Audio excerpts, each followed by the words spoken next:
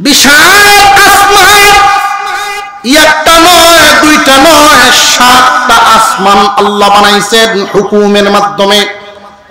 এইরকম 7 স্তরের জমিন স্থাপন করেছেন হুকুমের মাধ্যমে। তাম দুনিয়াটাকে ভারসাম্য ঠিক রাখার জন্য জায়গায় জায়গায় বিশাল বিশাল পাহাড়গুলো বসাইছেন মহান আল্লাহর হুকুমের মাধ্যমে। এই সাগর মহাসাগরগুলো আল্লাহ সৃষ্টি করেছেন হুকুমের মাধ্যমে।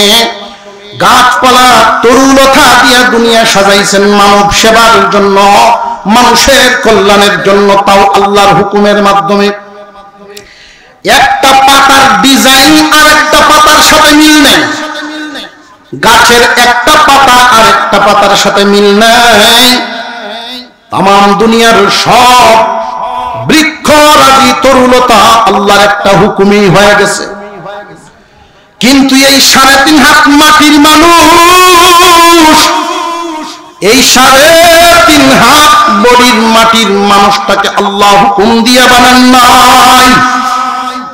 মহান আল্লাহ পাক রব্বুল আলামিন খুব যত্ন করে 9 মাস সময় লাগাইয়া তিল তিল করে আল্লাহ কুদরতি হাত লাগানো বানাইছেন। এত আদর করেই মানুষ বানাইছেন জাহান্নামে দেওয়ার জন্য নয়। কিন্তু মানুষ জাহান্নামে যাইবনি না যাইতো না? কেন যাবে? যে যিনি বানাইছেন তারই মানে না। মহান আল্লাহ পাক তাকে বানাইলেন, তার জন্য একটা জান্নাত বানায় রাখছেন, চির শান্তির জায়গা। আল্লাহকেই মানে না, আল্লাহ তৈরি জান্নাত বিশ্বাস করে না, আল্লাহ এই জন্য তাকে দিবেন না। কেন দিবেন? পাওয়ার যোগ্যই তো সে নয়। মহান আল্লাহ যে আমাদের জন্য জান্নাত বানাইছেন, এই জান্নাত হলো আমাদের লক্ষ্যবস্তু। আমরা সেই জান্নাতের যাত্রী। আমরা কোথায় যাচ্ছি?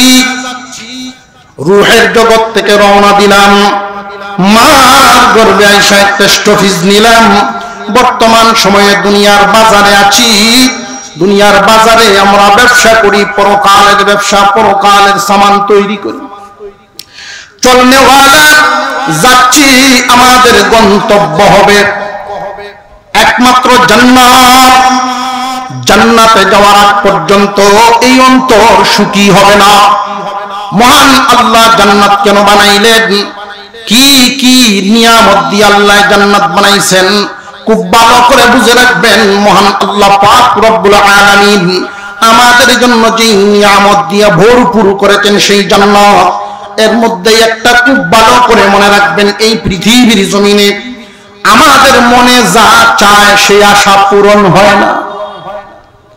আমাদের মনের আকাঙ্ক্ষা হলো চিরযৌবন ধরে রাখতে চাই। কেউ বুড়া হইবার চায় না, ঠিক না? ঠিক। কেউ বুড়া হইবার চায় না, ইচ্ছাকৃত কেউ বুড়া হইবার চায় না, কিন্তু হওয়া লাগে না লাগে না। মানুষের অন্তর, মানুষের মনে চায় না বার্ধক্য আসুক, তাকে বার্ধক্যে স্পর্শ করুক। কিন্তু মনের এই আকাঙ্ক্ষা পূর্ণ হওয়ার জায়গা তো দুনিয়া নয়। মহান আল্লাহ পাক মানুষের জন্য এই আকাঙ্ক্ষা পূরণের জায়গা বানাইছেন। সেই জায়গাটার নাম হইল জান্নাত।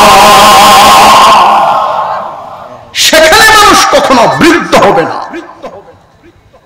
মহান আল্লাহ পাক রব্বুল আলামিন আমাদের অন্তরে আরেকটা বিষয় দিয়েছেন, আরেকটা আকাঙ্ক্ষা। আমরা চাই চির সুস্থ থাকার জন্য কখনো যেন কোনো রোগ বালাই আমাদেরকে স্পর্শ করতে না পারে। কেউ অসুস্থ হইবার চাই না, কিন্তু দুনিয়াতে অসুস্থ হওয়া লাগে না লাগে না। আল্লাহ পাক রব্বুল আলামিন মানুষের অন্তরের এই আকাঙ্ক্ষা পূর্ণ করার জন্য একটা জায়গা বানায় রাখছেন। কোনদিন রোগ বালাই স্পর্শ করতে পারবে না, অশান্তি স্পর্শ করতে পারবে না। সেই মানুষের শান্তির জায়গাটার নাম হইল জান্নাত। দুনিয়ার জমিনে আমাদের অনেক সময় মনে হয় আমার মনে ছিল এই, আমার মনে ছিল এই। মানুষের মনে কত কিছুই থাকে, কিন্তু পূরণ তো আর হয় না। কারণ মনের আশা পূরণ হওয়ার জায়গা তো এই দুনিয়া নয়। মানুষের মনের সকল আশা আকাঙ্ক্ষা পূর্ণ করার জন্য একটা জায়গায় আল্লাহ বানায় রাখছেন, সেই জায়গাটার নাম হইল জান্নাত। সেখানে মনে যা চাইবে সাথে সাথে পূর্ণ হবে। সেই জান্নাতে যাওয়ার আকাঙ্ক্ষা আশা আমাদের আছে না নাই? কিন্তু আফসোসের ব্যাপার হলো আমরা ঈমানদার যারা কাফের মুশরিক বেঈমান আল্লাহ মানে না, এদেরকে বাদ দিয়ে দিলাম। তারা দুনিয়াতে আছে, একদিন থাকবে না, ছিল না, থাকবে না, এই এতটুকু ধারণা। কোত্থেকে আসছে এই বিষয়ে তাদের বিশ্বাস নাই, আর আমাদের আছে। রূহের জগৎ থেকে আমরা এসেছি এটা বিশ্বাস করি, তারা করে না। একদিন দুনিয়াতে থাকবো না, কোথায় যাব? জান্নাতে। আর তারা একদিন দুনিয়াতে থাকবে না, কোথায় যাবে জানে না। এই জন্য এদেরকে নিয়ে আমাদের কোনো আলোচনা নাই। আমরা যারা বিশ্বাসী, বিশ্বাস করি যারা যে রূহের জগৎ থেকে রওনা দিয়ে মার গর্ভ হয়ে দুনিয়াতে আছি, এখান থেকে আমাদের গন্তব্য হলো জান্নাত। এর মধ্যে সামনে স্টপিজ আছে, একটা স্টপিজের নাম কবর। কবরের জগৎ আমাদের সামনে আছে না নাই? জবান খুলে আওয়াজ দিবেন আছে না নাই? হুজুর সাল্লাল্লাহু আলাইহি ওয়াসাল্লাম এক হাদিসের মধ্যে আদেশ করেছেন, তোমরা বেশি বেশি জানাজায় শামিল হইবা, কবর জিয়ারত করবা, কবরের দিকে তাকাইবা। তাকাইলেই তোমাদের এই জায়গাটার কথা স্মরণ হবে। এমন কোন মানুষ নাই যে মানুষ এই পরিস্থিতির শিকার হবে না। মসজিদের পালকিটা তো এমনই একটা পালকি যে এমন কোন ব্যক্তি নাই যে ব্যক্তির পালকিতে শোয়া হবে না।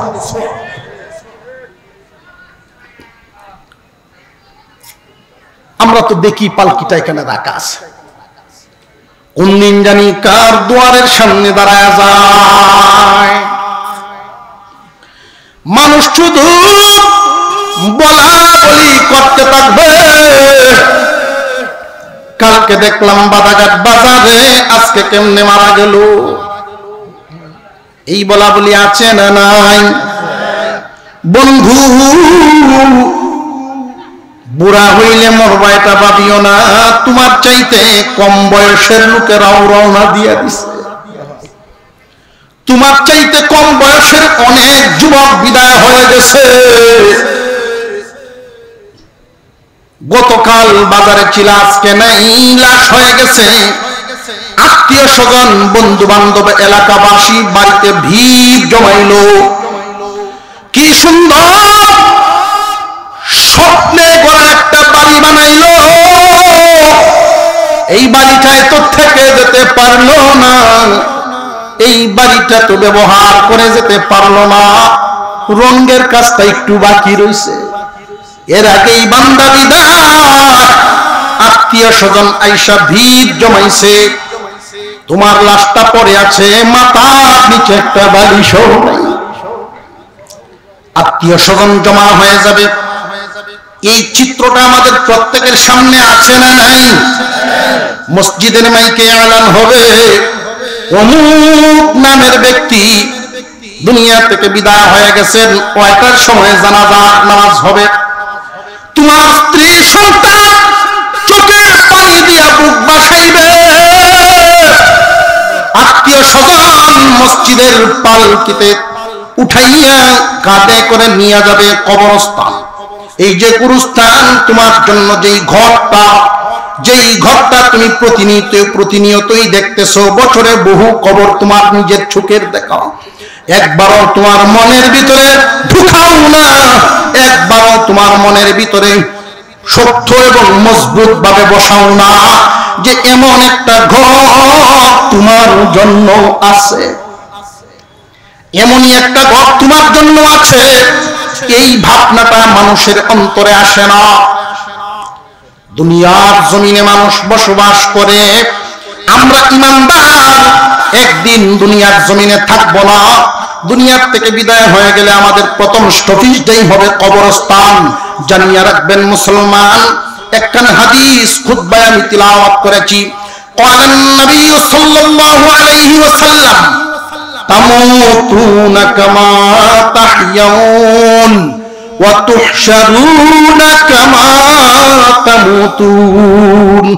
চলন যদি ভালো হয় মরণ ভালো হবে, আর মরণ যদি ভালো হয় কবর হাসর মিজান সব ভালো হবে। চলন যদি বাঁকা হয়, বান্দা এই দুনিয়ার জমিনে অনেক পয়সাওয়ালা আছে কিন্তু তার চলন ভালো না, আছে না নাই?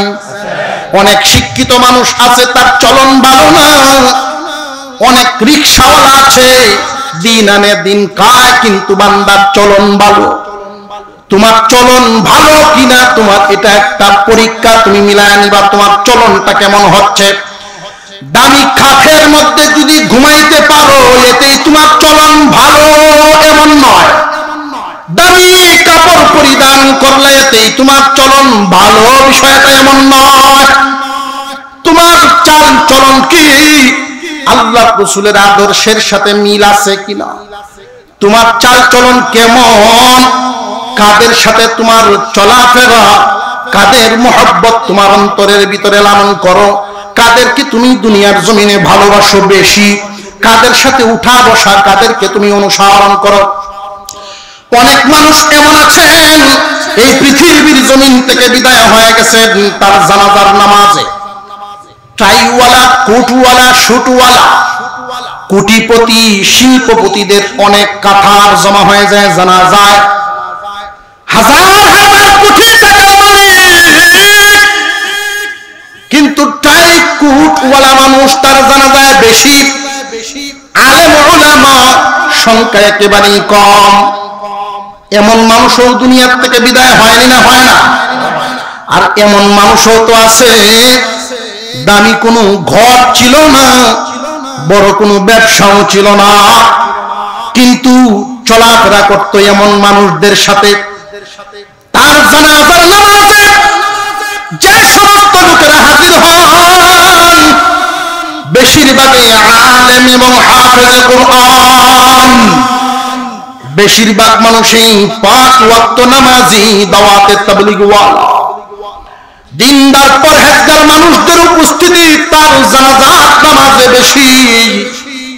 বুঝতে হবে তার চলনটা কেমন ছিল, মরণটা কেমন হলো। বিদায় দেনেওয়ালা সাথী সঙ্গীরা তার, বিদায় দেনেওয়ালা সাথী সঙ্গীরা তার কেমন, যেই দলে তাকে বিদায় দিচ্ছে এই দলের সাথীরা আল্লাহর কাছে কেমন দামি, বিষয়টাকে হিসাব মিলায় জীবন যাপন করবেন। এই দুনিয়ার জমিনে চিরদিন থাকার জায়গা নয়, চিরদিন থাকার জায়গা নয়। আমরা ইমানদার বিশ্বাস করি থাকবো না, চলে যাব, কিন্তু চলে যে যাব প্রথম স্টপেজটা কবর। قال النبي صلى الله عليه وسلم القبر روضة من رياض الجنة أو حفرة من حفر النار। আপনার আমার পয়গম্বর বলেন কবর হয়তো জান্নাতের একটা বাগান হবে, আর না হয় জাহান্নামের একটা চারা হবে। কবর হয়তো জান্নাতের একটা বাগান, আর নইলে জাহান্নামের একটা গর্ত। মুহাদ্দিসিনে কেরাম প্রশ্ন করেছেন, অনেক মানুষের অন্তরে প্রশ্ন আসতে পারে, এই পৈলনপুর এলাকায় একটা কবরস্থানের মধ্যে হাজার হাজার মানুষ, দাদার আমল থেকে যত মুর্দা হয় সব মুর্দা একই জায়গায় মাটি হয়। এই একটা গুরুস্থানের মধ্যে আমাদের দাদার আমল থেকে মানুষদেরকে দাফন করা হয়। হুজুর এইখানে জান্নাতের বাগান জাহান্নামের গর্ত কেমনে হবে একটু বুঝায়া দেন। মুহাদ্দিসিনে কেরাম ব্যাখ্যা করেছেন, হয়তো কারোর জন্য জাহান্নামের গর্ত হবে আর নইলে জান্নাতের বাগান হবে। বুঝাইয়া দেওয়ার জন্য সহজ একটা উদাহরণ দিয়েছেন। একই একটা রুমের ভিতরে দুইজন মানুষ পাশাপাশি বিছানায় ঘুমোচ্ছেন, পাশাপাশি বিছানায় ঘুমাইতেছেন, একই রুম। দেখতে দেখা যায় দুজন মানুষ ঘুমাইতেছেন, দুইজন মানুষ ঘুমে, বিভোর ঘুমে, কিন্তু দুইজন স্বপ্ন দেখতেছেন দুই রকম। একজনের স্বপ্নে দেখেন সাপে তারে দৌড়ায়, দৌড়াইতে দৌড়াইতে গিয়া একটা জায়গায় থামছে, ওই জায়গায় গিয়া দেখে পাশে একটা বাঘ বসা। ওইখান থেকে আল্লাহর বান্দা দৌড় দিয়েছে। তার স্বপ্নটা কি শান্তির না কষ্টে? আওয়াজ দিয়ে এখন শান্তির না কষ্টে? পক্ষান্তরে যেই মানুষটা ঘুমিয়ে আছেন উনি স্বপ্নে দেখেন ফুলের একটা বাগানে ঢুকছেন। ওই ফুল বাগানের মাঝে মাঝে ছোট ছোট ফলের গাছ, আপেল গাছ, পেয়ারা গাছ, সুগন্ধি, চতুর্দিক থেকে ফুলের গ্রানে মোহিত হয়ে আছে। আদরের বিবি শরবতের গ্লাসটা নিয়ে পিছনে পিছনে ঘুরতেছে। মনের আনন্দে একটা জায়গায় বসে শরবত খাচ্ছেন, বিবির সাথে গল্প করছেন। উনার স্বপ্নটা যে এটা কি কষ্টের না সুখে? একই রুমে কিন্তু ঘুমোচ্ছেন, পাশাপাশি শুয়ে আছেন। দুইজনের ঘুমের হালতটা, দুইজনের অবস্থা কি একরকম না ভিন্ন ভিন্ন? ঠিক তেমনিভাবে মুসলমান একই কবরস্থানে দাফন করেন না কেন, কবরের জগৎ আল্লাহই ভালো জানেন। আল্লাহু আ'লাম কেমন হবে, আল্লাহ কেমনে রাখবেন এটা আল্লাহই ভালো জানেন। আল্লাহ পাকই ভালো জানেন বান্দাদের হালতটা কেমনে রাখবেন। আপনার আমার কাজ হলো শুধু বিশ্বাস করা। আমরা বিশ্বাস করি কবরের জগৎ একটা আছে। যেই ব্যক্তি পৃথিবীর জমিন থেকে বিদায় হবে সর্বশেষ যে ব্যক্তি বিদায় হবে উনিও 40,000 বছর কবরে থাকবে। এই কবরের জগৎ থেকে উঠবে, হাসরের মাঠে যাবে। হাসরের মাঠে বিচার হবে তোমার কর্ম যেমন। এই কথাটাই আল্লাহ পাক এক আয়াতের মধ্যে ডাক দিয়া বলেন, ওয়াত্তাকু ইয়াওমান তুরজাউনা ফীহি ইলাল্লাহ সুম্মা তুওয়াফফা কুল্লু নাফসিন মা কাসাবাত ওয়া হুম লা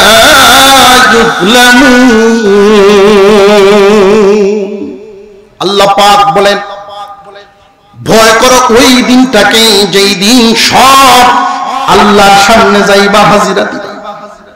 এমন একটা দিন আমাদের সামনে আছে না নাই?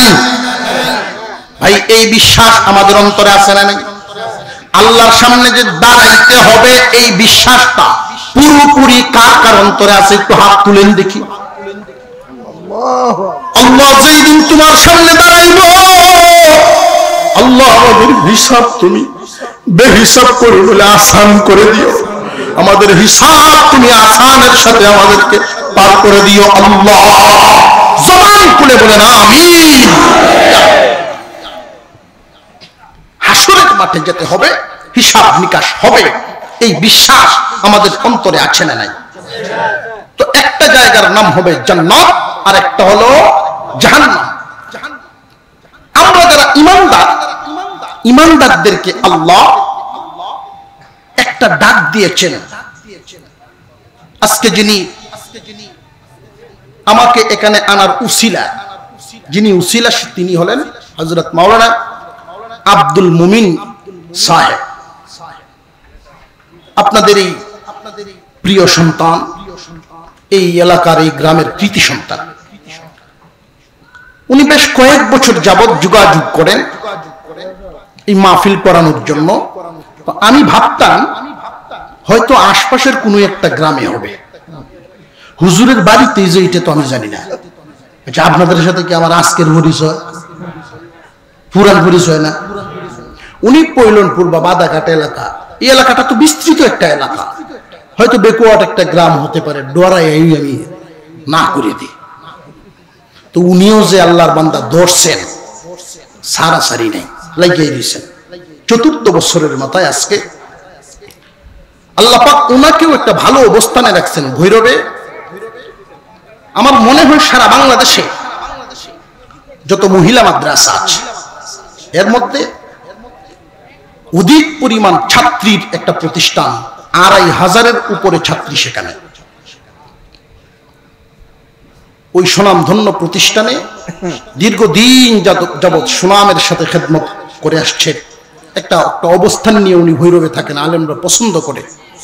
তেমন একটা ব্যক্তি আবদার করতেছেন, যা না হয় ২-২.৫ ঘন্টা মোটরসাইকেলে গেলে গেলাম, আর নৌকায় যদি কিছুক্ষণ জামন লাগাচ্ছে গেলে গেলাম। পরে দেখলাম যেন পৈলন ভুল। এক মেয়ে তার মার কাছে গিয়ে কান্দে। কি হয়েছে তুই কান্দস কে? আম্মা এবারে জরুনার বিয়া হইতেছে, তোমার বিয়া হইতো না। এখন মা করতেছে এই জন্য কান্দস, ব্যাক করবে। আমার তো বিয়া হয়ে গেছে। এখন তো তার কান্নার গতি আরো বাড়ছে। আমি বললাম তোমার বিয়া হয়েছে কার সাথে হয়েছে? কে কেমন? তোমার আব্বার সাথে। কই ও তো আমরাই, তাহলে তো আর সুবিধা। পরে জানতে পারছি হুজুরের ভাইগনা আমাদের সাথে মহব্বত রাখেন, যোগাযোগ রাখেন, ইউসুফ ভাই। আর আপনাদের সাথে তো আমার বেশিরভাগ চেহারাই এখন কেন জানি পরিচিত হয়ে গেছে, দেখলেই বলতে পারি আমার শ্রোতা। আল্লাহ পাক যেন কিয়ামতের দিন আমাদেরকে এইভাবেই জান্নাতে মুলাকাত করায় দেন। যার সাথে দুনিয়াতে মহব্বত রাখবেন তার সাথে হাসরের মাঠে সাক্ষাৎ হবে, হাসরের মাঠে হিসাব নিকাশ সেভাবে হবে। এই দলের সাথে দলের সাথী হয়ে সেই দল যেদিকে আমরাও সেদিকে, আল্লাহ রাসূলের দল, টুপিওয়ালার দল, দাড়িওয়ালার দল, পাঞ্জাবিওয়ালার দল, এই দলের সাথেই থাকতে পছন্দ করবেন। এই দলের মহব্বতের দিলের ভিতরে লালন করবেন ইনশাআল্লাহ। আমরা বহুত মানুষের পিছনে ঘুরছি জীবনে, ঠিক না বেটে? ঘুরে দেখছি অবস্থা খুব একটা ভালো না, অবস্থা খুব একটা ভালো না। সাধারণ মানুষের চোখে ধুলা উন্নয়ন হইতেছে, উন্নয়ন হইতেছে, উন্নয়ন হইতেছে। দেশের উন্নয়নের যেই স্লোগান, যেই গীত, আপনাদের এই সাইড ওইটা খুব আস্তে ধীরে করেন, যেদিক দিয়ে সাউন্ডের সমস্যা হচ্ছে। আর সাউন্ড তো একটু সমস্যা হইতেও পারে, আমরা গলাও এই তালটা এখন শুরু হয়েছে না, মাত্র আরম্ভ।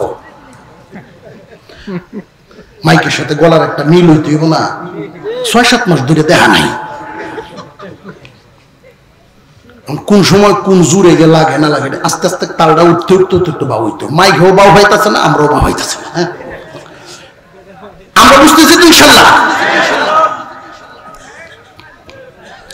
উন্নয়নের যে গীতটা ছিল, এই এদিক দিয়ে বসার যেহেতু ব্যবস্থা আছে, আমরা ভাই দাঁড়িয়ে না থেকে বসার পরিবেশ আরো সুন্দর করে ফেলি। দেখেন জান্নাতি জান্নাতি বাগান যেগুলো, জিকিরের মজলিস, ওয়াজের মজলিস, কোরআনের মজলিস, আলেমদের মজলিস, দ্বীনি মজলিসগুলো জান্নাতের বাগান বলছেন আপনার আমার পয়গম্বর।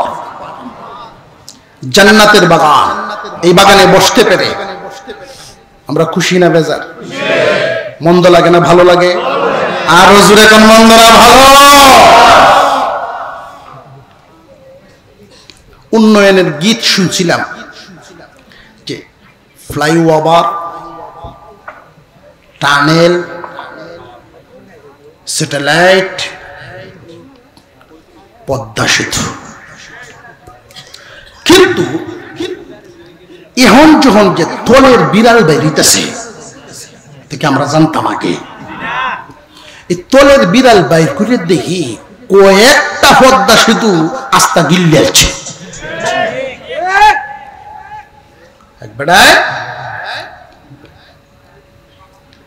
টেলিভিশনের মধ্যে চায়ের দোকানগুলো দেখছেন না, ছোট ছোট সংসদ ভবন না, প্রত্যেকটা চায়ের দোকান দেখবেন এটিও আর একটা সংসদ ভবন। কিছুক্ষণের ভিতরে দেখবেন দেশ স্বাধীন করতেছে, ক্ষমতা বইতেছে, ডাক্তার ইঞ্জিনিয়ার, এখানে লোকের অভাব নাই। তো এখানে একটা চ্যানেল চালাইতেছে, এটার মধ্যে দেখা যায় একটা অজগর সাপ আস্ত একটা গরু খেয়ে ফেলতেছে। তো আরেকজন খুব আশ্চর্য একটা সুর ব্যবহার করছে, আরে সর্বনাশ, এটা কিভাবে সম্ভব? তো একজন মুরব্বী ছিলেন, উনি ধমক দিলেন, দূর ডাহাত বেটা, অজগর সাপ একটা গরু খাইতেছে, এটা তুমি দেখি আশ্চর্য হয়ে গেছো। আমরা এলাকার চেয়ারম্যানে 8টা বাথরুম খাইছে, এখন তো সে আগের চাইতে বড় আশ্চর্য। 8টা বাথরুম খাইছে, হ্যাঁ 8টা বাথরুম খাইছে। তুই কিভাবে বাবা সম্ভব? ট্যাঙ্কি টুঙ্কি সহ যেটা সরকারি একটা বাজেট আসছিল, 2টা ইটের কাজও করছে না, পুরাটাই গিলেছে। এমন নজির বাংলাদেশে হয়ে গেছে না গেছে না? আমরা বিশ্বাস করেছিলাম উন্নয়ন করছে, আমরা তাদের নেতৃত্ব মেনেছি, তাদের দলের সাথে থাকতে চেয়েছি এবং চলেছিও। চলে কি দেখলাম? আমাদের ঘাম জড়া পয়সাটা, আমাদের পরিশ্রমের পয়সাটা, আমাদের স্বপ্নকে তারা দুলিশ্বাস করে দিয়ে, আমাদের স্বপ্নকে গলা টিপে হত্যা করে দিয়ে, বিদেশে পাড়ি জমিয়ে সেই জায়গায় সেটেল হয়ে আমাদের টাকা নিয়ে ভাগাভাগি করে চলে গেল, আমাদেরকে ঋণী বানায় চলে গেল।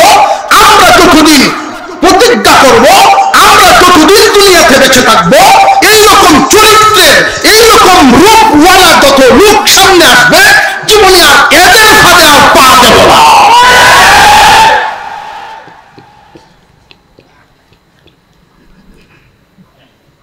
আমরা এমন ব্যক্তিদেরকেই দেখতে চাই, এমন ব্যক্তিদেরকে দেখতে চাই। দেখছেন না বর্তমান সময়ের উপদেষ্টাগণের মধ্যে একজন আছেন এমন, যিনি অফিসে উপদেষ্টা, আবার মসজিদের মিম্বরে বসলে বক্তা, ওই সামনে গেলে ইমাম। যার মধ্যে এই চারিত্রিক বৈশিষ্ট্য, ওই সিফাত না থাকবে, যে যিনি মন্ত্রণালয়ের প্রধান হবেন, ইমামতিও করতে পারবেন এবং ওই নেতৃত্বেও থাকতে পারবেন, ওই গুণ, ওই যোগ্যতা যাদের থাকবে, আমরা তাদের পিছনে থাকবো, তাদের দল মানব, তাদেরকে আমরা নেতৃত্বে রাখবো।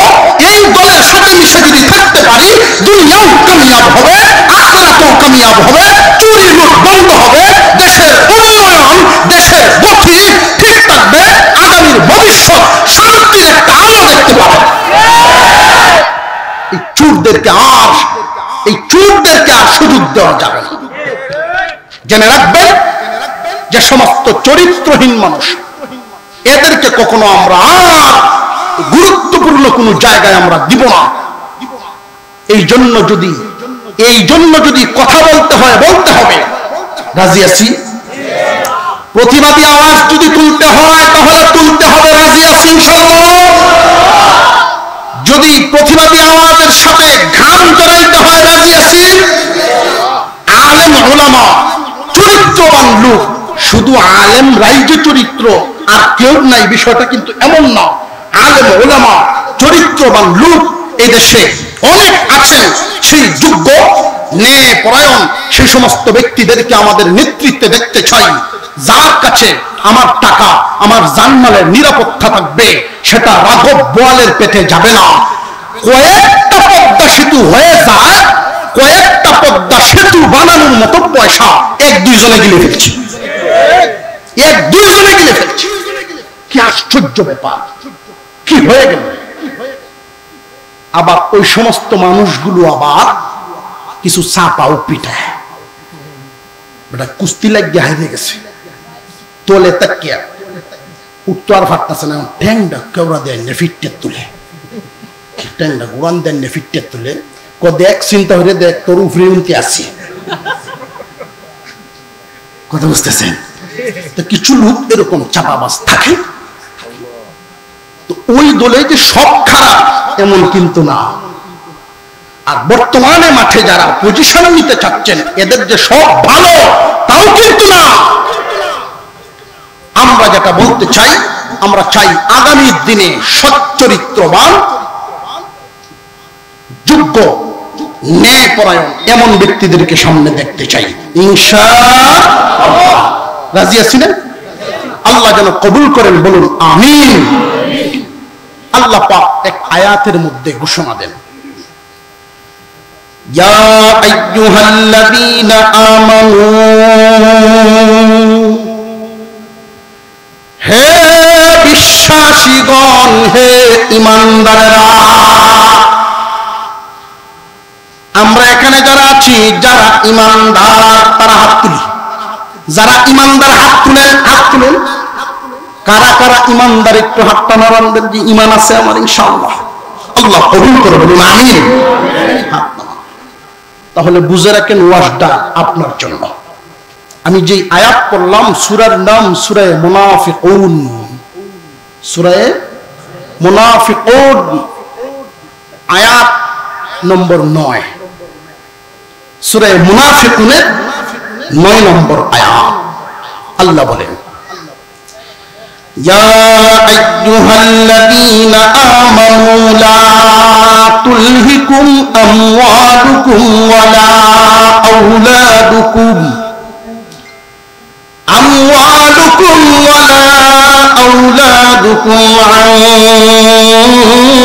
যিকরিল্লাহ ওয়া মান ইয়াফআল যালিকা ফাউলাইকা হুমুল খাসিরুন। আল্লাহ বলেন, হে ঈমানদারগণ, হে বিশ্বাসীগণ, খুব সাবধান, তোমাদের স্ত্রী সন্তান এবং দুনিয়ার মাল দৌলত, তোমাদের আওলাদ আর মাল, তোমাদের মালে আর আওলাদে। কথাটা বুঝতেছেন? হে বিশ্বাসী ঈমানদাররা, তোমাদেরকে বলি, এর আগে, এটা কিন্তু 9 নাম্বার আয়াত, এর আগে আরো কিছু আয়াত আছে না নাই সূরা? এই আয়াতগুলোর মধ্যে মুনাফিকদের আলোচনা করছেন। মুনাফিকরা কি করে, মুনাফিকদের আলোচনা, তাদের বৈশিষ্ট্য নিয়ে কিছু আলোচনা করেছেন মহান আল্লাহ। এই আয়াতের মধ্যে এসে আল্লাহ বলেন, হে ঈমানদাররা, তোমরা আমার পছন্দের মানুষ। আরো জোরে কোন সুবহানাল্লাহ, আরো জোরে কোন সুবহানাল্লাহ। তোমরা আমার পছন্দের বান্দা। যদি তোমাদের একজনও না থাকবে, একটা ঈমানদার যদি আসমানের নিচে আল্লাহ বলনেওয়ালা না থাকে, আমি এই বাজার আর রাখবো, আমি আল্লাহ এই বাজার আর রাখবো না। সূর্য থামায়া দেব, চন্দ্র থামায়া দেব, আসমান ফাটায়া দিব, দুনিয়া কিয়ামত ঘটায়া দেব। হে ঈমানদাররা, তোমরা আমার পছন্দের বান্দা বান্দি। মুনাফিকদের মতো হইবা না। সাবধান, সাবধান। মুনাফিকদের একটা দোষ, ওঠা যেন তোমাদেরকে ধরতে না পারে। কি সেটা? খুব সাবধান। তোমাদের আওলাদে, তোমাদের মালে, তোমাদের সন্তানাদি, তোমাদের সম্পদ, ওইগুলো যেন তোমাদেরকে লা তুলহিকুম আমওয়ালুকুম ওয়ালা আওলাদুকুম আন যিকরিল্লাহ, আল্লাহর স্মরণ থেকে যেন তোমাদেরকে গাফেল না বানায়। স্ত্রী সন্তানের কারণে তোমরা আল্লাহ ভুলবা না। স্ত্রী সন্তান, সন্তান আর মাল, মালে আওলাদে আল্লাহ যেন না ভুলায়। মাল আওলাদের জন্য আল্লাহকে ভুলে গেছে। এটা মুনাফিকদের কাজ, ঈমানদাররা এটা তোমাদের কাজ না। খুব সাবধান।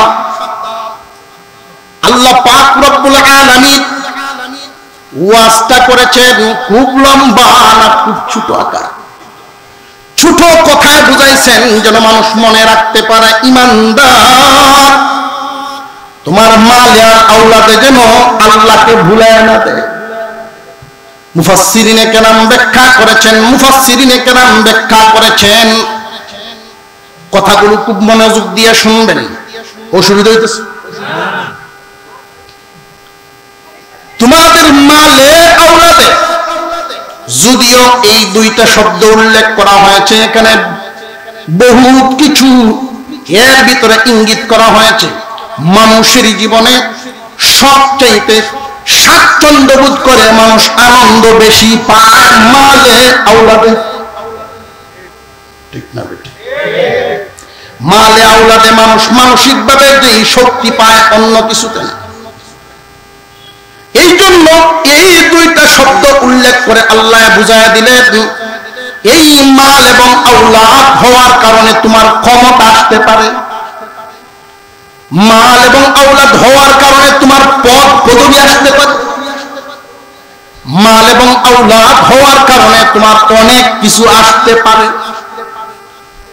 ওই কোনো কিছু যেন আল্লাহকে ভুলায় না দেয়, এইগুলো পায়া যেন আল্লাহকে ভুলে না যাও।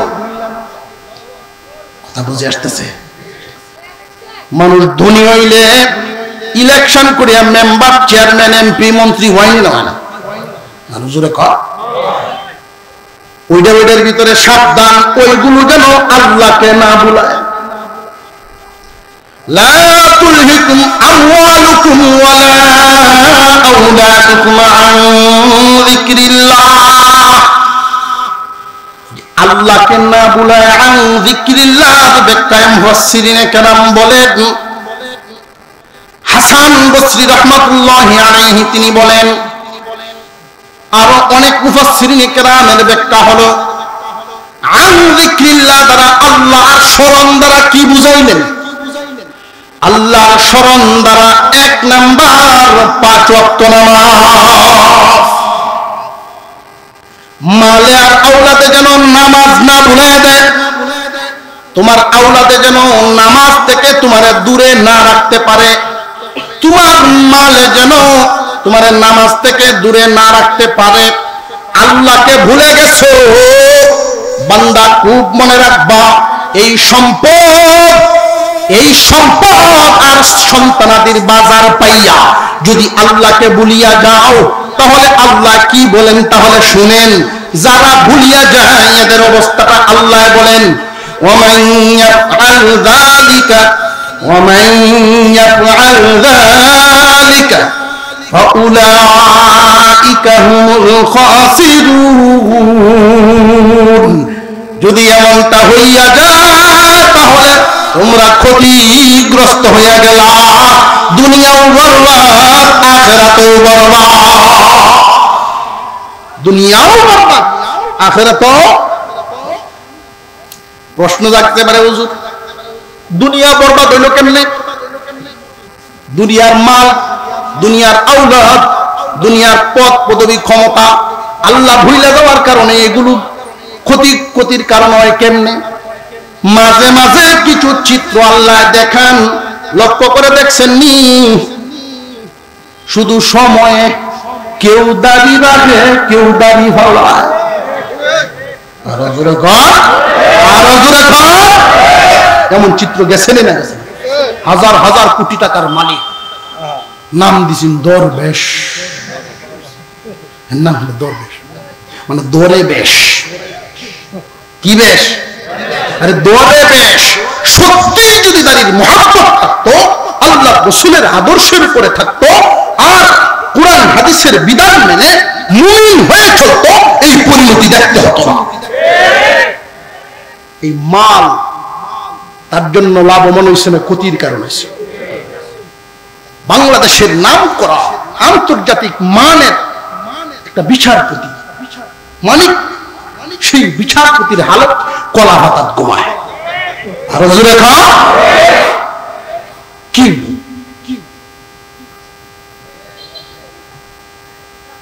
আল্লাহকে যেন না ভুলে যাও, আর যে সমস্ত মানুষেরা মাল আওলাদের কারণে আল্লাহ ভুলে গেছে, ইমানদারের মধ্যে আমাদের মধ্যে অনেক মানুষ এমন আছে ফরান নেই, এই তো আর কয়টা দিন, এই তো আর কয়টা দিন, এমন কইয়া আছে না নাই?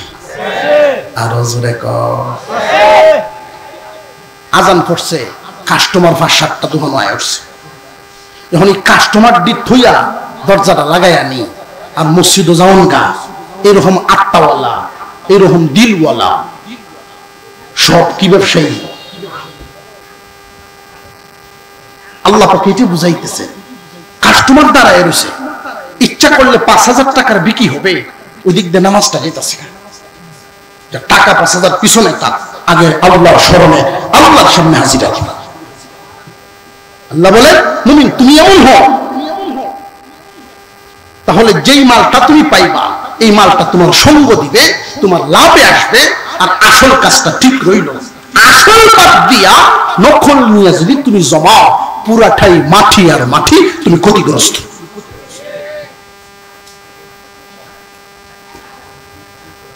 আর যে সময় দেখবেন ইবাদত মানুষ করবে, একজন নামাজ পড়ে, কিন্তু এই মুহূর্তে নামাজের সময় হয়েছে, দেখবেন দুনিয়ার একটা লোভ, শয়তান বিভিন্ন বেশ ধরে তার সামনে আইসা ধোকা দিবে, বিভিন্ন বেশ, খালি মাছ জালটা ফালছে, টাক জালটা ফালছে, টাক জালের তো কোন টানা জালটা 4টে কুটি দিয়ে টান দিয়ে আমরা কিডা টাক জাল, এই টাক জালটা 1 ঘন্টা পর্যন্ত টানছে, 5-7টা টান দেওয়ার পরে একটা দাঁড়িয়ে দেয়,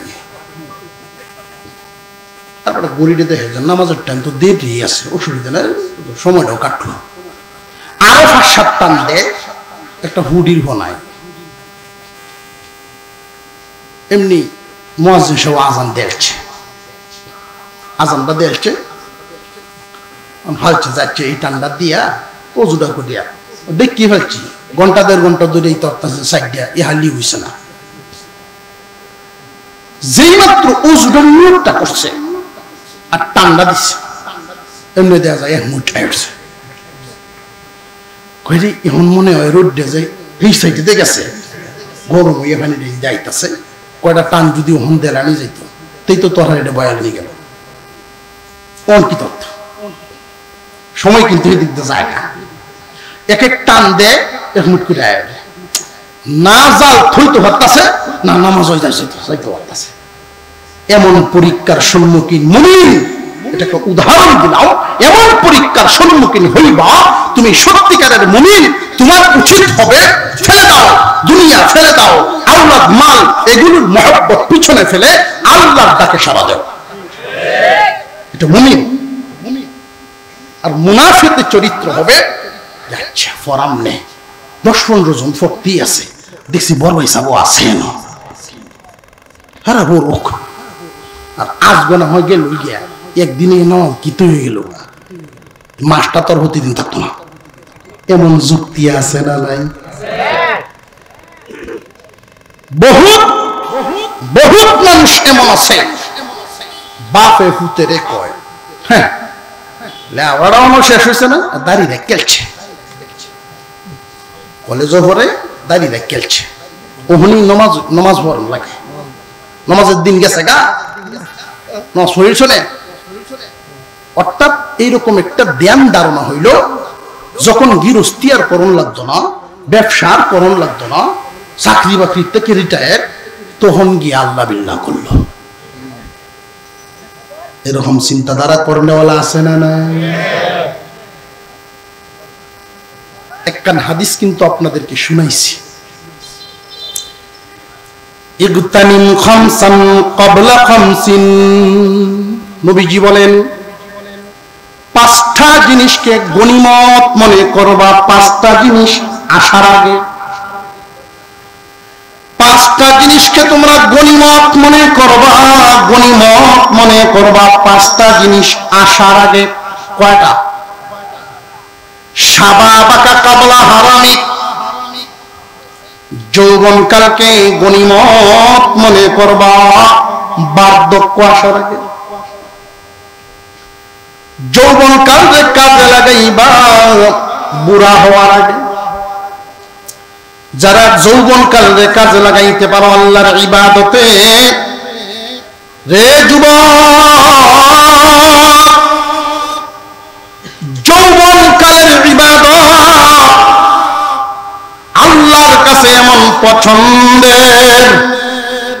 কোন যুবক যখন আল্লাহ কুদরতি পায়ে সেজদা দেন, মহান মৌলাই করিম জিজ্ঞাসা করেন ফেরেশতারা, রে ফেরেশতারা, আমার এই যুবকের নাকের গরম শ্বাস আমার কুদরতি পায়ে কেন লাগাইলো? এই যুবককে কিসে আমার দিকে ঝুঁকা দিছে? এই যুবক জোয়ান বয়সে আমার কুদরতি পায়ে সেজদা দিল রে ফেরেশতারা। ফেরেশতারা জানায় দে আল্লাহ আলেমদের জামাতের সাথে চলতে চলতে শুনছে, শিখছে জান্নাত বলতে কিছু আছে, জাহান্নাম নামক একটা মারাত্মক জায়গা, ভয়ানক জায়গা। সেই জাহান্নাম থেকে মুক্তি চায়, জান্নাতের আশা করে।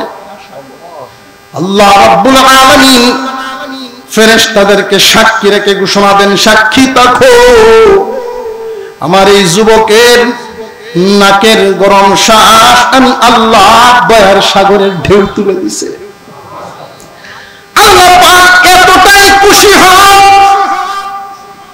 এতটাই খুশি হয়ে যান, জোয়ান বয়সে যারা ইবাদত করে জানিয়ে রাখো সুসংবাদ, বুড়া হয়ে গেলে এইরকম আর ইবাদত করতে পারে না।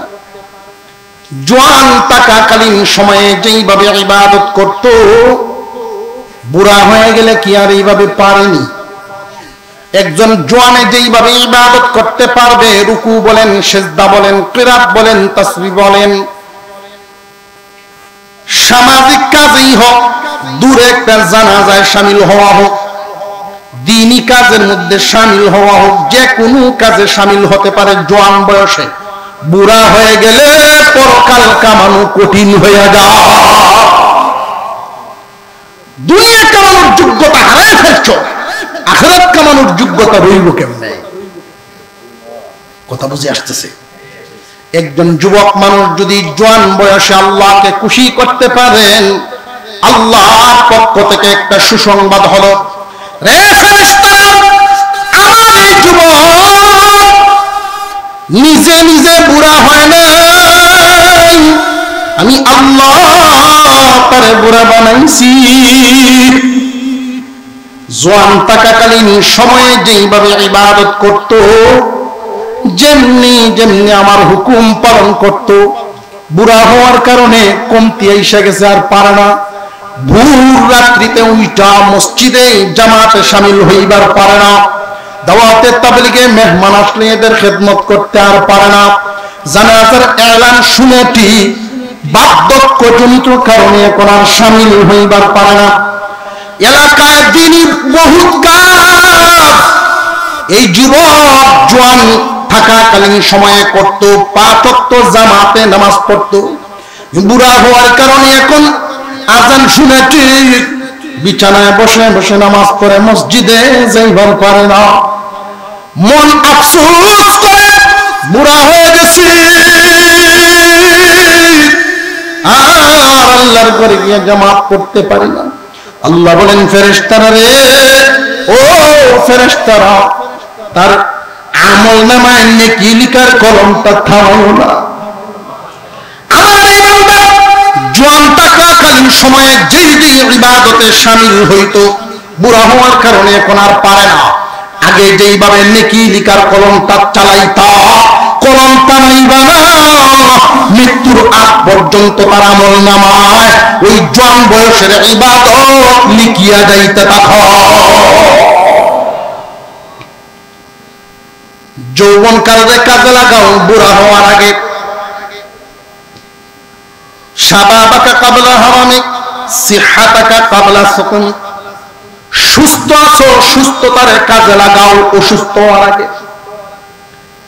অসুস্থতায় আমাদেরকে ধরবে না ধরবে না, আপনার নরম কিছু বোঝা একটু নরম এসব লাগতেছে। অসুস্থতা এমন একটা সময় আসবে, এখন এক ওয়াক্ত একবারের ওযু দিয়া 3 ওয়াক্ত নামাজ পড়ন যায়, কিন্তু এমন একটা সময় আসবে রে ভাই, এক ওয়াক্ত নামাজ পড়তে গিয়া 3 বার ওযু করন লাগে।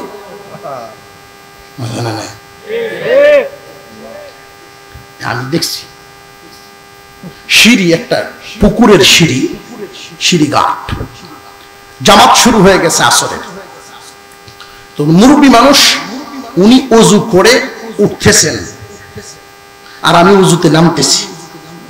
আমি তো 3 লাফ দিয়ে নেমে গেছি আর মনে মনে ভাবতেছি, মুরব্বী তো পুরো জামাত থেকে পাইলে, আর আমি তো মাসবুক হয়ে যাব, পুরোটা পাবো না। তো আমি ওযু করে আমিও ডান বাম না দেখি দ্রুত গিয়ে জামাতে শামিল হয়েছি, তাও 1 রাকাত চলে গেছে। নামাজ যখন সালাম ফিরাইলাম, নামাজ শেষ করলাম, দেখি উনি নামাজ পড়তেছে। আমি জিজ্ঞাসা করলাম, দাদা দেখলাম আপনি আমার আগে আসলেন। ভাই কইও না কি হয়েছে,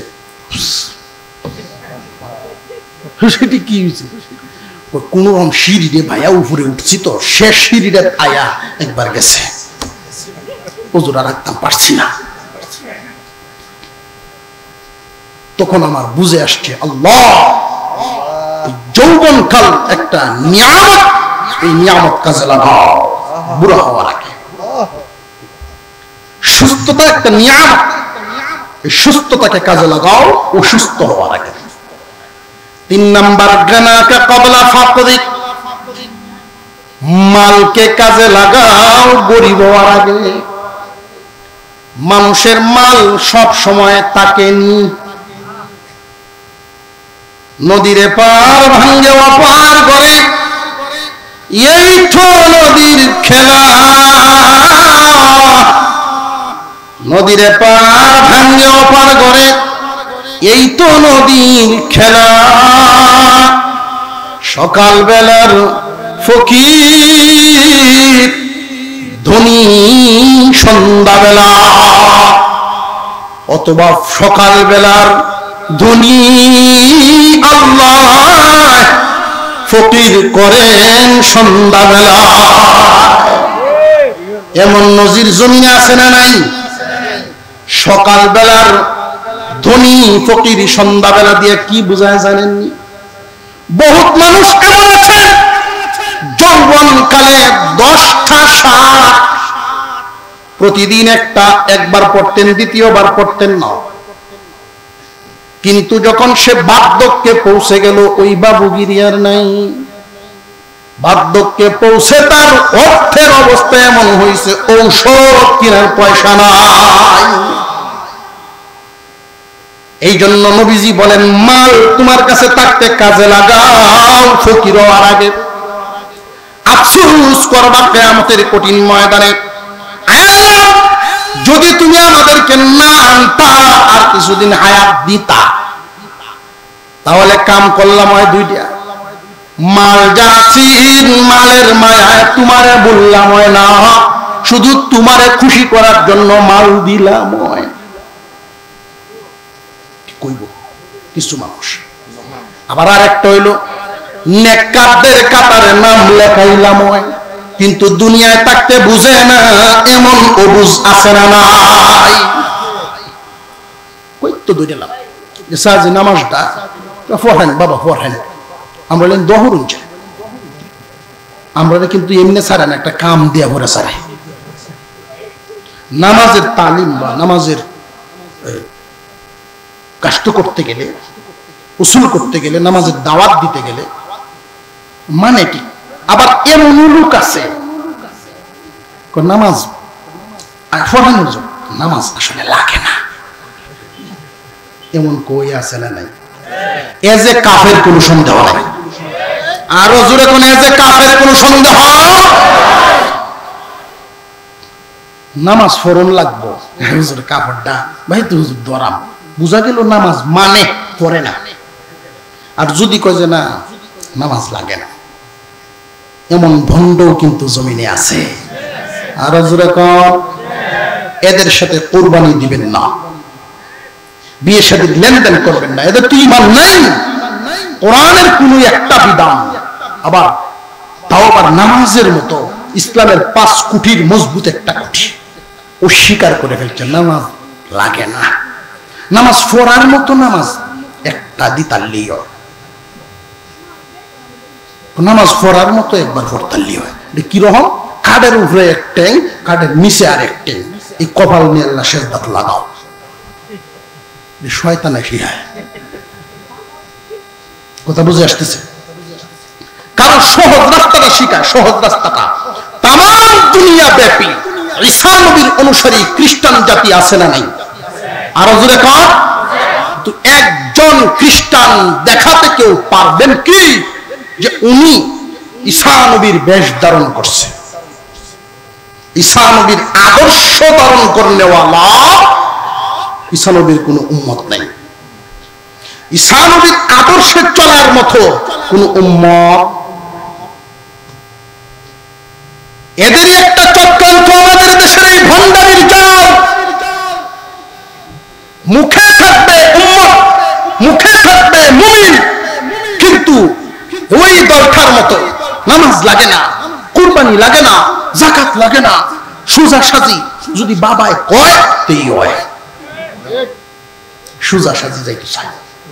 একদল করে নবীর মহব্বত ভিতরে থাকলে হয়। ঈসা নবীর মহব্বত দিয়ে খ্রিস্টানরা বেহেশতের আশা করে, আর অন্ধের মতো আমাদের কিছু মুমিন মুসলমান নামদারি মানুষ আশেকের রাসূল পরিচয় দেয়, নবীর মহব্বত শুধু দিলে আছে, থুথায় নাই, আদর্শে নাই, জিন্দেগিতে নাই। ওরা দাবি করে এই মহব্বত দিয়ে শুধু জান্নাতে চলে যায়।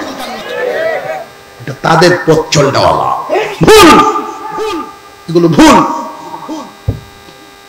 খুব সাবধান, সময় থাকতে সময়টারে কাজে লাগান। যদি কেউ দাওয়াত দেয়, যিনি দাওয়াত দিলেন তাকে সম্মানের সাথে বিদায় দিবেন, মন থেকে এটা গ্রহণ করে বিদায় দিবেন। আল্লাহ আপনার কপালে হেদায়েত খুব জলদি দিয়ে দিবেন। আর যিনি দাওয়াত দিতে আইছে যদি ওনার প্রতি বিরক্ত লাগে, বেটারে আরে কয় কি দাওয়াত দিতে আইলে কিছু কঠোর মানুষ, আমারে দিতে আইছেন দাওয়াত, আচ্ছা ভালো কথা, নামাজের কথা ভালো কথা, নিজের বাপ চাচা ধীরে দেখতো গিয়া, নিজের আত্মীয় স্বজনটি দেখতো, আচ্ছা কোন তো এবার আর দ্বিতীয় দিন আইব বেড়াতে, এমন কই আছে না নাই? খুব সাবধান। আপন দুই ভাই, আসল ওয়াজ কিন্তু বললে হইতো না। আল্লাহ কইছেন, ও ইমানদাররা, মালে আওলাদে আমারে যেন না বলায়, মাল আর আওলাদ পায়া আমারে বলল না। আল্লাহ বেশি না মাল আওলাদ বেশি? আমাদের অন্তরে, ইমানদারের অন্তরে, ইমানদারের কাছে গুরুত্ব মাল আওলাদের বেশি থাকবে না আল্লাহর গুরুত্ব বেশি থাকবে? আল্লাহর বিধানের গুরুত্ব বেশি। আল্লাহর বিধান পালন করতে গিয়ে যদি আমার আওলাদ অসন্তুষ্ট হয়, আমার মালের ক্ষতি হয়, তবু আল্লাহর বিধানটাকে আমরা প্রাধান্য দেব ইনশাআল্লাহ। আসল সাথী আমরা যাদেরকে মনে করি প্রিয়, আসলে কি এরা প্রিয়? আপন দুই ভাই, এই ঘটনাটা বলি, আমি আমার আলোচনা শেষের দিকে চলে যাব। আপনাদের অসুবিধা হইতেছে? আপনাদের অসুবিধা হইলে আমার ডাবল অসুবিধা। হুজুরও গরমের মধ্যে বসে রয়েছেন, তবে আপনাদের যে বসাটা, এই বসার সিস্টেমটা দেখে আমরা খুব ভালো লাগতেছে। যেই মনোযোগ নিয়ে বসছেন, শুধু জিমান না যায়, একটু আপনারা লড়াছড়া দিলে আমরা জোশ বাড়ে। যুবক ভাইরা একটু বইলে কত সুন্দর লাগলো, ময়মুরব্বীর সাথে মিললে বই ওরণ যায় না? কোনো সমস্যা নেই তো? আমরা একই দলের না? একই দলের না তো বিসমিল্লাহ করে ঢুকি হলাম। আমরা আরেক দলের তো না, যেমন তো না ইনশাল্লাহ হুজুর আমরা অন্য হান থেকে আইসি বা আরেক দলের মিলন যাইত, এরকম তো না। ইনশাল্লাহ বিসমিল্লাহ করে ঢুকে যায়। আপন দুই ভাই, কি ভাই? কয় ভাই? দুই ভাই। তো ছোট ভাই এইরকম একজন আলেম, দাওয়াতে তাবলীগওয়ালা, ওনাদের নিসবত পায়া তিন চিল্লা লাগাইয়া নামাজ কালাম পড়ে আলহামদুলিল্লাহ 5 ওয়াক্ত জামাতের সাথে দিনদারির জীবন যাপন শুরু করছে। আর বড় একটা বাইজে হের অবস্থা হইল সকালে উঠিয়া শুরু করে রাত 10টা লাগাত এটা সুদই কারবার করে, সুদ খায়, লাভের লাভ লাভের লাভ লাভের লাভ সকাল থেকে সন্ধ্যা পর্যন্ত। তো শুরু ভাই বড় ভাইটা তেমন কিছু কইতে পারে না, আদরের সাথে গিয়া বুঝায়, ভাই স্যার সুদ হারাম। 2-3 বার শুনে কয়েছে শুনছি আরো কিস্তা কইবে, না ভাই নামাজটা তুই এই পড়তাছস, তুই পড়ান নাই কদিন পর। ভাই আপনি যে এই শুধু লাভের লাভ করে টেহা পয়সার চিন্তা পাগল হইছই, বাড়ি করুন ঘর করুন, এই অন্যায় পথে হারাম পথে এই পাহাড় পরিমাণ মাল যে জমিতেছেন বিবির জন্য, সন্তানের জন্য, পরিবারের অন্যান্যদের জন্য, হিসাব কিন্তু আল্লাহর কাছে আপনার 1 লাখ দিতে হবে। খাওয়াইবেন আপনি তাদেরকে অন্যায় পথে কামাইয়া, হিসাব কিন্তু তারা কেউ দিত না, আপনার 1 লাখ দেওয়ান লাগবে। এখন বেড়া যে সাড়া খাইতেছেন উঠে চড়ছে, সাড়া তো গেছো তুটিয়া এটা হিসস। আমি কষ্ট হইলে যে খাওয়াই এরা দেখে না, আমি যে খাওয়াইতেছে এরা দেখে না, তা হিসাব করলে আমি 1 লাখ দেওয়ান লাগতো। এরা কিছু না কিছু তো দিব, ভাই 1 পয়সা হিসাবও তারা দিবে না। আপনি যে চুরি করিয়া নিয়ে জমাইতেছেন 5 আরা জমিন অন্যায় ভাবে সুদের কারবার করিয়া হারাম পথে মাল তুইয়া গেলেন, এই মাল থইয়া যাওয়ার হিসাব এটা যে সাজা এটা আপনার খাটানো লাগবো। ওকে এরা বুক করতো না, বুক করো, জব দেওয়ার লাগবো, সাজা করানো লাগবো। আপনার মিলতেছে না, তুই তো যা। বেটা বুঝায়, বুঝতে রাজি না। বারবার বারবার যখন এরকম করে, তো হঠাৎ একদিন কয়, ভাইসা আচ্ছা আমার এই ওয়াজটা আপনি লইলেন না, তবে পরীক্ষামূলক তো একদিন নিতেন পারেন, একটু পরীক্ষা হইলে দেখতেন। পরীক্ষাটা কেমনে? মরার আগে যদি একদিন একটু মরতাই। কি বাড়ি মরার আগে মরান কি বা কয়, আমি কইয়া দিই মরার আগে মরার একটা বান ধরবেন, আপনি বানটা খালি ধরবেন, ফোনে যা করণ লাগে তা আমি করব। আপনি খুব ঘামে টাইমে বাহির থেকে গিয়ে উডানটার মধ্যে 2টা গুড়ান দিয়া এমনি বাইরে আর ভিতরে, বারান্দা আর উডানে মিললে, এই বারান্দার উডানে মিললে গলা দিয়ে হয়ে যাবেন গিয়ে। এরপরে আর শক্তি কুলুন আছে, যা করণ লাগে পরে আমি করাম। ঠিকই পরীক্ষা করার জন্য এই বড় ভাই একদিন গিয়া এই চক্করটা দিয়া ফুটেছে। প্রত্যেক ফ্যামিলির মানুষ ধরাধরি করিয়া নিয়ে সোজা পানি ঢালতেছে, কেউ গে ডাক্তার কবিরাজ অমুক তুমুক আনতেছে, করতেইব। ডাক্তারে তো ভালো করতে পারলো, আসলে যদি রোগ থাকতো, রোগ আছে ডাক্তার দেখতে একটা চোখ খুললে ডাক্তাররা দেখে যায়, আসলে ভাব ভাব ধরছে।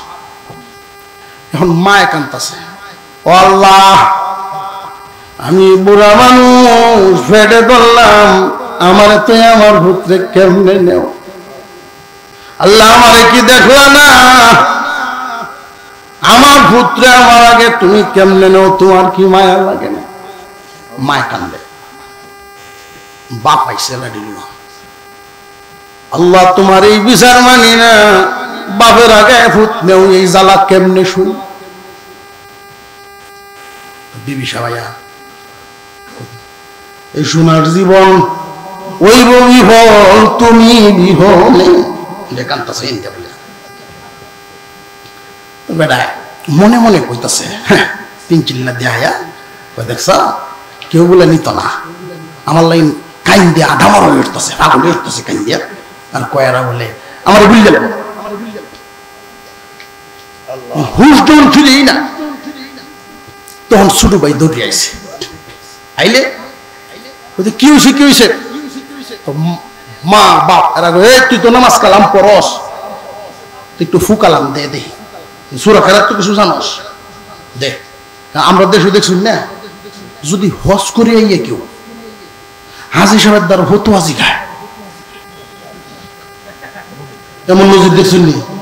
আরো জোরে থাক। হাজি সাহেব মূর্খ তো না, শিক্ষিত মানুষ, তো এমন একটু আকল কাটাইয়া উনি চিন্তা করতেছে যে আমার কাছে জিগাইল, আমি মক্কার মাটি ফেরিয়ে আইলাম, সেই আশা বড় মনে জিগাইছে, যদি কই যে কিস্তা জানি না, মানিজ্যতের ব্যাপার, একটু আকল কাটাইয়া একটা দেলছে।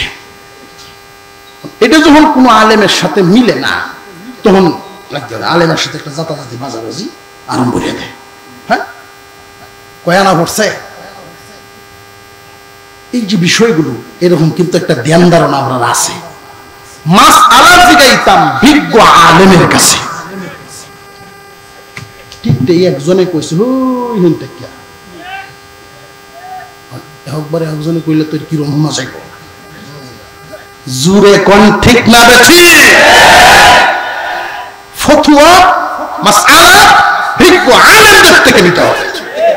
যেখান সেখান থেকে ফতুয়া নিবেন, মাসালা নিবেন, দেখবেন উল্টা পাল্টা লাগাইয়া হালাল রে হারাম বানাইবো, হারাম রে হালাল বানাইবো। একটু ফুকালাম দে, তুই জন নামাজ টামাজ পড়স,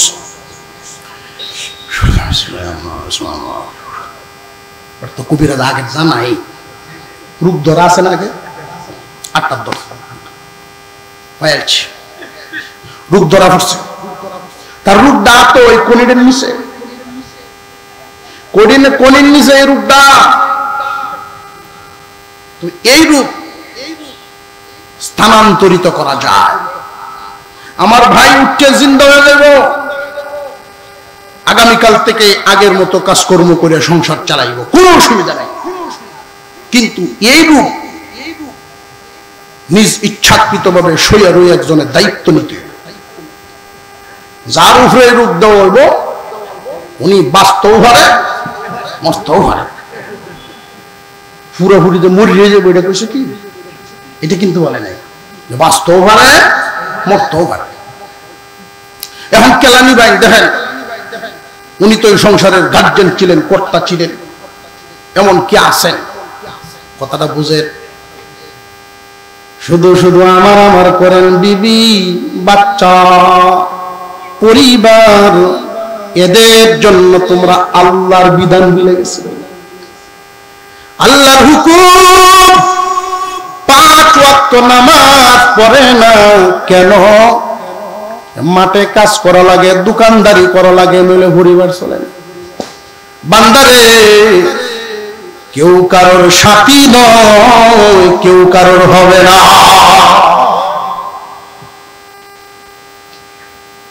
মরলে মরতেও ভরো, বাঁচলে বাঁচতেও ভরো, কেন লইবা?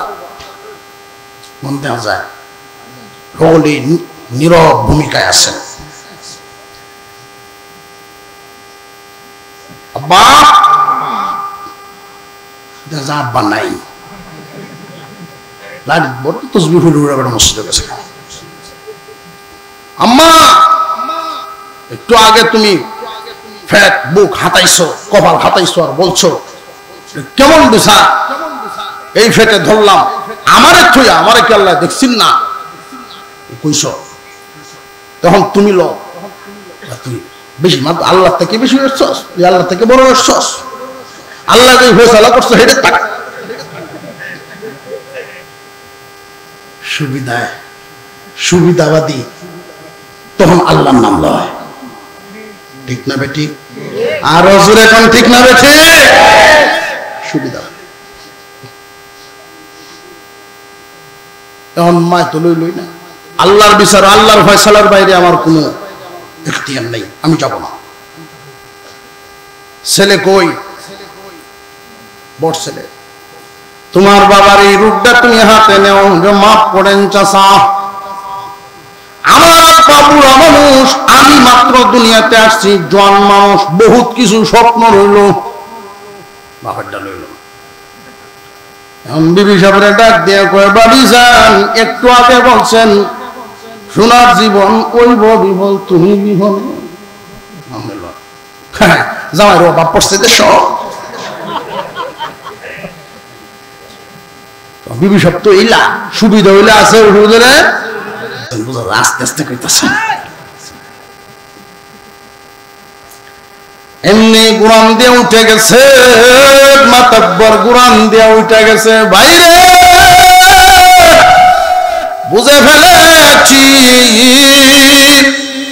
দুনিয়া আল্লাহ পাঠাইছেন আখিরাতের সামান কামাইবার জন্য। আখিরাত ভুলে গেছি বিবির মায়ায়, বাচ্চার মায়ায়, সংসারের মায়ায়, গদির মায়ায়, জমিনের মায়ায়, চাকরির মায়ায়, ব্যবসার মায়ায় আল্লাহর হুকুম ভুলে গেছি। আর কারোর দিকে তাকাইব না। আমার জবাব আমার দেওয়া লাগবে, আমার হিসাব আমার দেওয়া লাগবে।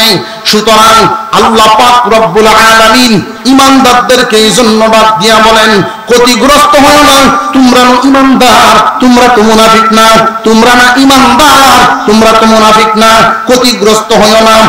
ইয়া আইয়ুহাল্লাযীনা আমানু লা তুলহিকুম আমওয়ালুকুম ওয়ালা আওলাদুকুম আন যিকরিল্লাহ। মালে আওলাদে আমি আল্লাহরে যেন ভুলাইয়া না দে। যেই দিন তুমি দুনিয়ার জমিনে ছিলে না বান্দা, এমন একটা সময় ছিল না যে আমরা ছিলাম না। আজ থেকে 150 বছর 200 বছর আগের কোন মানুষ এখানে আসেননি, তাহলে 200 বছর আগের এখানে কেউ নাই, আগামী 200 বছর পরে কেউ থাকবো না। যেই দিন তুমি এই দুনিয়ার জমিনে ছিলে না, তোমার নাম তো পর্যন্ত কেউ জানতো না। আমি আল্লাহ তোমাকে মাফ করবে আনলাম, দুইজন মানুষের মিলনের মাধ্যমে তোমাকে দুনিয়ার জমিনে আনলাম। কেমনে নাফরমানি করো, কেমনে আমার হুকুমটা ছাড়িয়া ঘুমাও, আমার হুকুমের বিরুদ্ধে তুমি কেমনে অবস্থান নাও, আমার হুকুম পালন করার থেকে তোমারে কোন জিনিসে ফিরায় রাখে রে বান্দা? তুমি তো মুর্দা ছিল, আমি আল্লাহ তোমারে জিন্দা বানাইছি।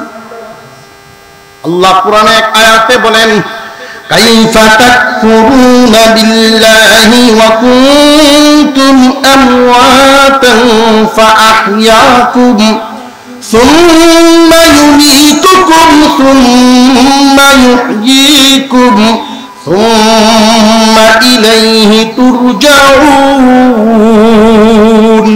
আল্লাহ বলেন, তোমরা মুর্দা ছিলা, আমি জিন্দা বানাইছি, দুনিয়ার জমিনে পাঠাইলাম, মার গর্ভ থেকে দুনিয়ায় আইলা। বান্দারে দুনিয়ার জমিনে কেমনে থাকবা, কি খাইবা, কি পরবা, তুমি দুনিয়াতে আসার আগে আমি আল্লাহ তোমার সব ব্যবস্থা করে রাখছি। ঠিক তেমনি কইছই, বুঝইছে না, ব্যবস্থা আল্লাহ করছে। আমরা সহায় সম্পত্তি, বাড়ি গাড়ি এগুলো কে দিছেন?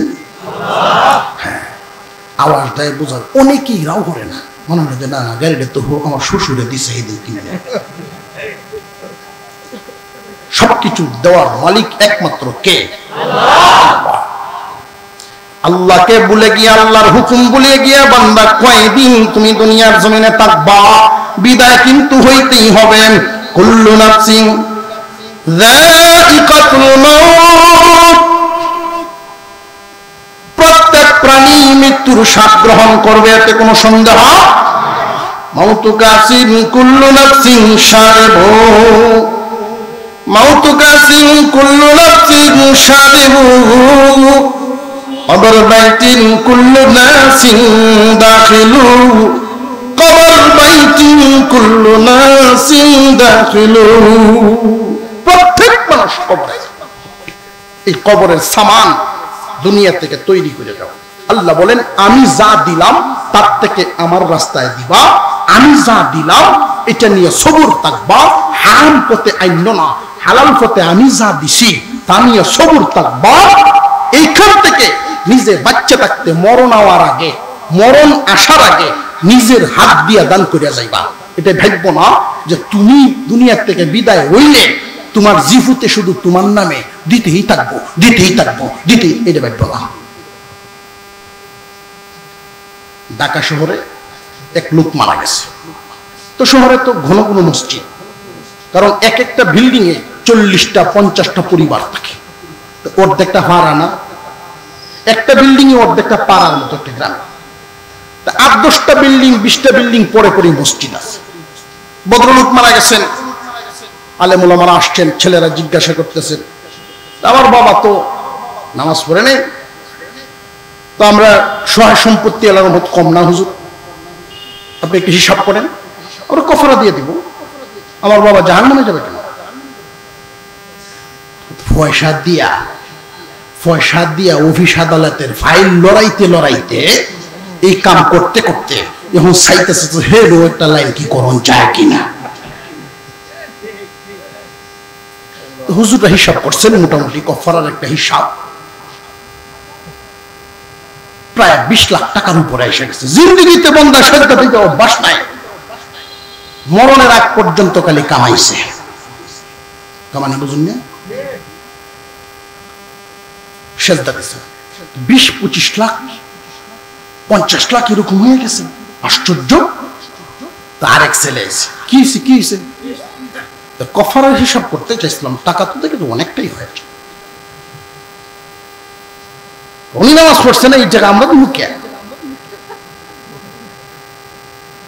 ডাইনে মসজিদ বামে মসজিদ, আলাদা নামাজ বলবো না কেন? ঢাকায় মানুষ ডাইনে মসজিদ বামে মসজিদ, আলাদা নামাজ বলবো না কেন? তার দেখা আলাদা আমরা তো মুখে।